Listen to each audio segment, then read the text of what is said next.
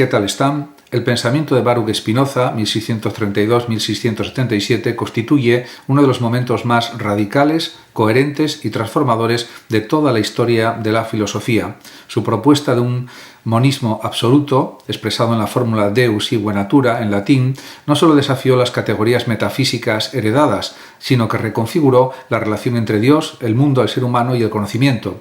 Frente al dualismo cartesiano y frente al pluralismo armonizado de Leibniz, Spinoza construyó un sistema que pretendía ser geométrico, necesario y autosuficiente, donde todo lo real se explica por la estructura interna de una única sustancia infinita. En esta exposición, trataré de algunos aspectos de la filosofía de Spinoza y analizaré su influencia en el siglo XVII y en los siglos posteriores hasta la actualidad, así como la dimensión panteísta que ha marcado su recepción. En este sentido, hay que decir que Spinoza parte de una convicción que atraviesa toda su obra. La realidad es inteligible, entendible, y esa inteligibilidad no depende de voluntades caprichosas, fines ocultos o decisiones arbitrarias de un Dios personal. La inteligibilidad es la estructura misma del ser, por eso su ética adopta el método geométrico, definiciones, axiomas, proposiciones y demostraciones. No se trata de un artificio literario, sino de la expresión formal de una ontología donde todo se sigue necesariamente de la naturaleza de la sustancia. La metafísica de Spinoza es en este sentido una metafísica sin misterio. No hay milagros, no hay rupturas, no hay excepciones. Todo lo que existe es expresión de una única realidad infinita que se despliega en infinitos atributos de los cuales los seres humanos solo conocemos dos: pensamiento y extensión.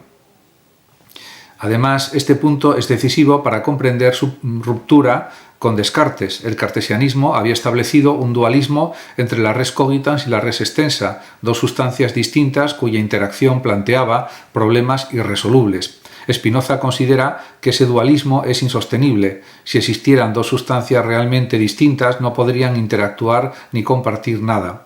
La noción misma de causalidad quedaría destruida. Por eso afirma que solo puede haber una sustancia absolutamente infinita, causa de sí misma, eterna y necesaria. Todo lo demás, los cuerpos, las ideas, los seres humanos, los afectos, los pensamientos, son modos, es decir, maneras particulares en que la sustancia se expresa bajo alguno de sus atributos. La consecuencia de todo esto es revolucionaria. Dios no es un ser trascendente, separado del mundo, creador del universo desde fuera. Dios es la inmanencia absoluta, la sustancia única que se expresa en todo lo que existe. De ahí la célebre equivalencia Dios o la naturaleza. No se trata de un mero recurso retórico, sino de la afirmación de que la divinidad no es un ente personal, sino la estructura ontológica del ser, de la realidad. Spinoza rechaza explícitamente la idea de un Dios providente, legislador, moralista o voluntarista. Dios no elige, no decide, no premia ni castiga. Dios es la necesidad misma del orden natural. En este sentido, el sistema spinoziano es profundamente antropodescentrado. El ser humano no ocupa un lugar privilegiado en la creación, no es el fin de nada, no es el centro del universo. Es un modo más entre infinitos modos, sometido a las mismas leyes que todo lo demás. Esto causó un gran impacto en su tiempo. Este monismo ontológico tiene consecuencias epistemológicas y éticas. En el plano del conocimiento, Spinoza distingue tres géneros: la imaginación, la razón y la ciencia intuitiva. La imaginación es el nivel más bajo, dominado por las percepciones confusas y por las asociaciones contingentes. La razón permite captar las relaciones necesarias entre las cosas, especialmente las propiedades comunes de los cuerpos y las ideas. La ciencia intuitiva es el conocimiento más elevado que capta la esencia de las cosas como expresiones de la sustancia. Este conocimiento intuitivo es, en cierto modo, la culminación del proyecto racionalista, comprender cada cosa como parte de un orden infinito y necesario. En el plano ético, el monismo conduce a una concepción original de la libertad. Para Spinoza, ser libre no es actuar sin causa, sino actuar por la necesidad de la propia naturaleza, comprendiendo las causas que nos determinan. La libertad es conocimiento, no indeterminación. Cuanto más comprendemos la necesidad del orden natural, menos esclavos somos de los afectos pasivos y más capaces de actuar desde la razón. La ética spinoziana es, por tanto, una ética de la potencia de existir, de pensar, de actuar, de comprender. La felicidad no es un premio externo, sino el aumento de nuestra potencia de obrar. Y ese aumento se produce cuando comprendemos nuestra inserción en la totalidad infinita de la sustancia. Este sistema contrasta profundamente con el de Descartes. El cartesianismo se basa en la separación entre mente y cuerpo, en la existencia de un Dios personal garante de la verdad y en la libertad entendida como capacidad de elección. Spinoza rechaza estos tres pilares. Para él, mente y cuerpo no son sustancias distintas, sino dos expresiones paralelas de la misma realidad, de la misma sustancia. No hay interacción causal entre pensamiento y extensión, sino correspondencia estructural. Cada idea corresponde a un estado del cuerpo y cada estado del cuerpo tiene su idea. Esta teoría del paralelismo elimina los problemas del dualismo cartesiano, pero también elimina la noción de voluntad libre como facultad independiente. La libertad cartesiana, basada en la elección, es sustituida por una libertad basada en la comprensión.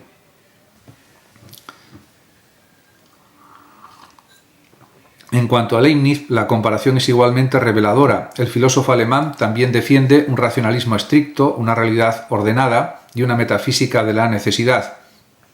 Pero su solución es pluralista. El mundo está compuesto por mónadas, sustancias simples, indivisibles, dotadas de percepción y apetición.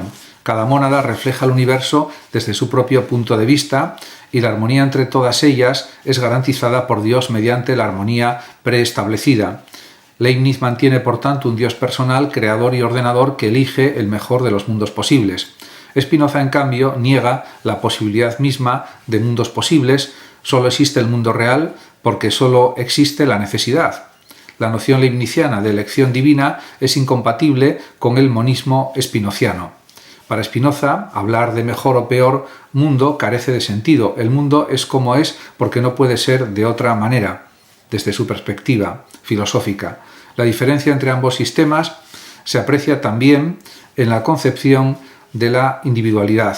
Para Leibniz, cada mónada es una sustancia completa, con identidad propia y con un desarrollo interno que expresa su esencia.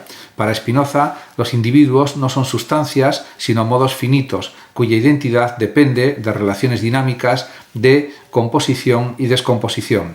La individualidad es siempre relativa, siempre frágil, siempre dependiente de la totalidad. No hay mónadas aisladas, sino redes de relaciones. Esta visión anticipa, en cierto modo, concepciones actuales de la complejidad y de la interdependencia.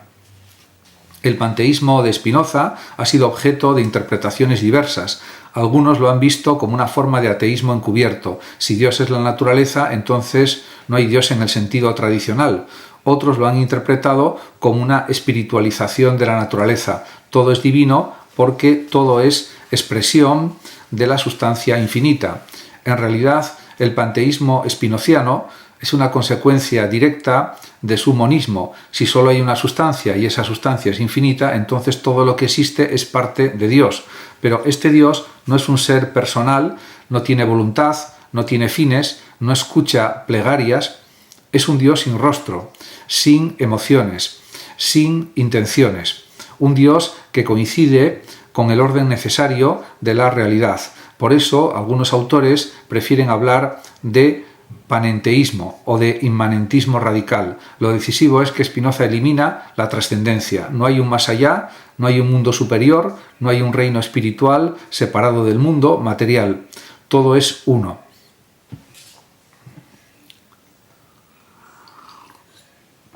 En cuanto a la influencia de Spinoza en el siglo XVII, fue limitada por razones políticas y religiosas. Su tratado teológico-político fue considerado escandaloso por su crítica a la religión revelada, por su defensa de la libertad de pensamiento y por su interpretación naturalista de la escritura. La Ética, publicada póstumamente, fue rápidamente condenada por la Iglesia. Sin embargo, su pensamiento circuló en círculos ilustrados y racionalistas, influyendo en figuras como Bayle y más tarde en la Ilustración radical. En el siglo XVIII Spinoza se convirtió en un símbolo de la libertad intelectual y del pensamiento crítico. Su panteísmo fue reinterpretado por el romanticismo alemán, especialmente por Goethe, Herder y Schelling, que vieron en él una visión unitaria de la naturaleza cargada de espiritualidad. Hegel lo consideró el punto de partida de toda filosofía auténtica, afirmando que ser espinocista es el comienzo del filosofar. Hasta ese punto llegaba su admiración por la obra de Spinoza. En el siglo XIX, Spinoza influyó en el idealismo alemán, en el materialismo científico y en el pensamiento político. Marx lo leyó con atención, especialmente su teoría de los afectos y su concepción de la libertad como potencia. Nietzsche lo admiró por su rechazo del libre albedrío, por su crítica de la moral tradicional y por su afirmación de la necesidad. Freud encontró en su teoría de los afectos una anticipación de la psicología moderna. En el siglo XX, Spinoza fue reivindicado también por filósofos como Deleuze, que lo interpretó como un pensador de la inmanencia, de la potencia y del deseo. También influyó en corrientes como el estructuralismo, la fenomenología y la filosofía analítica, especialmente en debates sobre la mente y el cuerpo. En la actualidad, el monismo espinociano ha adquirido nueva relevancia en campos como la neurociencia, la filosofía de la mente, la ecología y la teoría de sistemas. Su rechazo del dualismo mente-cuerpo anticipa posiciones contemporáneas que buscan explicar la conciencia como un fenómeno emergente de procesos físicos. Su visión de la naturaleza como un todo interconectado resuena con las preocupaciones ecológicas y con la idea de que los seres humanos no son dueños de la naturaleza, sino parte de ella. Su ética de la potencia y de la comprensión ofrece también una alternativa a las concepciones moralistas y también voluntaristas. Su panteísmo, reinterpretado en clave secular, inspira formas de espiritualidad no teísta centradas en la inmanencia y en la unidad del ser, en la unidad de la realidad. La comparación con Descartes y Leibniz permite situar a Spinoza en el corazón del racionalismo del siglo XVII, pero también muestra su singularidad. Mientras Descartes busca un fundamento seguro para el conocimiento en la certeza del yo, Spinoza disuelve el yo en la totalidad de la sustancia. Mientras Leibniz construye un universo de sustancias individuales, coordinadas por Dios, Spinoza afirma la unidad absoluta de la realidad. Mientras Descartes y Leibniz mantienen la trascendencia divina, Spinoza la elimina. Su pensamiento es en este sentido una revolución silenciosa. No destruye la razón, sino que la lleva a sus últimas consecuencias. El monismo spinociano no es solo una teoría metafísica, sino una forma de vida también. Comprender que somos modos finitos de una sustancia infinita nos libera de la ilusión de la autonomía absoluta, pero también de la angustia de la contingencia. Nos sitúa en un orden necesario donde cada cosa tiene su lugar.